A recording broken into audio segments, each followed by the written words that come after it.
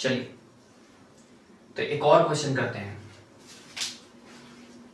सवाल है हमारा कि two spherical soft bubbles of radius r1 and r2 in vacuum combined under isothermal condition, the resultant bubble has a radius equal to।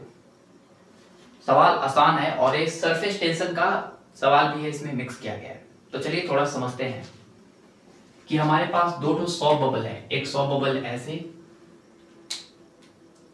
एक soft bubble हमारे पास है ऐसे, और एक और सॉफ्ट बबल है ऐसे। ठीक है, इसका रेडियस दिया हुआ है सवाल में, एक का r1 और एक का रेडियस दिया हुआ है सवाल में r2। ठीक है, बढ़िया बात है। और दोनों के दोनों कहां पे रखे हुए हैं? वैक्यूम के अंदर, मतलब यहां पे किसी प्रकार का बाहर से एटमॉस्फेयर का प्रेशर नहीं है। कंबाइन अंदर आइसोथर्मल कंडीशन, मतलब टेम्परेचर चेंज नहीं होता है, टेम्परेचर क्या रहता है? फिक्स रहता है। टेम्परेचर सवाल में दिया है क्या है? फिक्स। तो मान लेते हैं कि इसका भी टेम्परेचर T है और इसका भी टेम्परेचर T है, और इनको कंबाइन करके एक नया बबल बनाया जाता है। क्या बनाया जाता है? एक नया बबल बनाया जाता है। लेट्स इसका रेडियस कितना है? r, और इसका भी टेम्परेचर क्या होगा? ऑफ कोर्स T ही होगा, क्योंकि टेम्परेचर तो चेंज होने वाला नहीं है, आइसोथर्मल कंडीशन बोल दिया है। आगे चलते हैं। तो सवाल है ये जो नया बबल बना उसका रेडियस कितना होगा। ठीक है, दोनों के दोनों सॉफ्ट बबल है, इसलिए इसका भी सरफेस टेंशन को मान के चलेंगे s, और इसके भी सरफेस टेंशन को मान के चलेंगे s, अगेन सरफेस टेंशन को मान के चलेंगे s। ठीक है, मान लेते हैं कि इसके अंदर नंबर ऑफ मोल n1 है, इसके अंदर नंबर ऑफ मोल n2 है, तो इसके अंदर नंबर ऑफ मोल मान लेते हैं कितने हैं? n3। हमें पता है कि अगर हम मोल कंजर्वेशन यूज करें,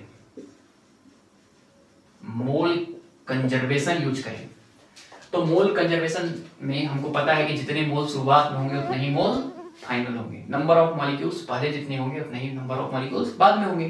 तो ऑफ कोर्स यहाँ पे नंबर ऑफ मोल को लिखेंगे n1 प्लस n2 बराबर n3। काश सर इसके अंदर नंबर ऑफ मोल को लिख पाते, लिख देंगे।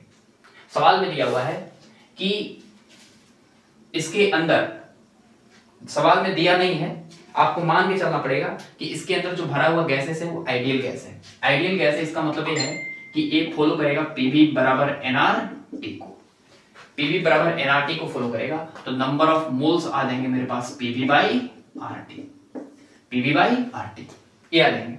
तो इसका मतलब ये है कि इसके अंदर अगर हम लिखेंगे इसके अंदर नंबर ऑफ मोल, तो लिखेंगे इसके अंदर प्रेशर P1, इसका volume V1 upon RT. RT तो सबका सेम होगा, क्योंकि आरटी तो सबका सेम होगा। यहाँ पे लिख दे रहे हैं हम आरटी, लेकिन सब कट जाएगा। Plus P2 V2 upon RT बराबर यहाँ पर हो जाएगा P3 V3 upon RT. RT RT RT सब कैंसिल हो जाएगा, और हमारे पास P1 V1 बराबर आ जाएगा P2 V2 और प्लस P3 V3। कहा सर P1 पता होता? अरे पता तो है, क्योंकि हमको पता है कि अंदर का प्रेशर होता है बाहर वाले प्रेशर से कितना ज्यादा? 4s upon r। तो अंदर का प्रेशर होगा इसके अंदर P1 बराबर 4s upon r। Sir r क्या लिखे हैं? अरे r रेडियस, r। ठीक है, इसके अंदर प्रेशर आप बोलेगा P2 बराबर 4s upon r, r2। Sir आप ऐसे क्यों लिख रहे हैं? प्रेशर का फॉर्मूला तो होता था बाहर वाले pressure plus 4s upon r।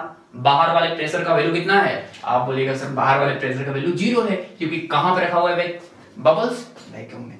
Vacuum में रखे हुए हैं तो बाहर वाले प्रेशर को 0 मानेंगे।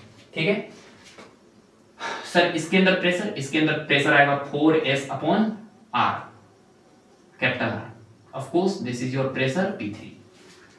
तो यहां पे लिखिए P1 is your 4s upon r1 into volume. इस वाले बबल का वॉल्यूम होगा, स्फीयर है तो 4/3 पाई r1 cube plus 4s upon r2 into 4/3 pi small r2 cube बराबर सॉरी यहाँ पे प्लस होगा और यहाँ पर इक्वल होगा 4s upon r capital R into 4/3 pi into इसका r वॉल्यूम 4/3 कैपिटल R। देखिए 4s कैंसिल हो जाएगा, 4/3 पाई 4/3 पाई कैंसिल हो जाएगा, स्मॉल r1 से स्क्वायर बार में कैंसिल, स्मॉल r2 से स्क्वायर बार में कैंसिल, और कैपिटल आर से स्क्वायर बाहर में कैंसिल, तो यहाँ पर बचेगा हमारे पास r1 स्क्वायर, यहाँ पे बचेगा r2 स्क्वायर बराबर बचेगा r स्क्वायर। तो यहाँ से कैपिटल R का वैल्यू आ जाएगा मेरे पास कितना, कैपिटल R का वैल्यू आ जाएगा under root r1 square plus r2 square.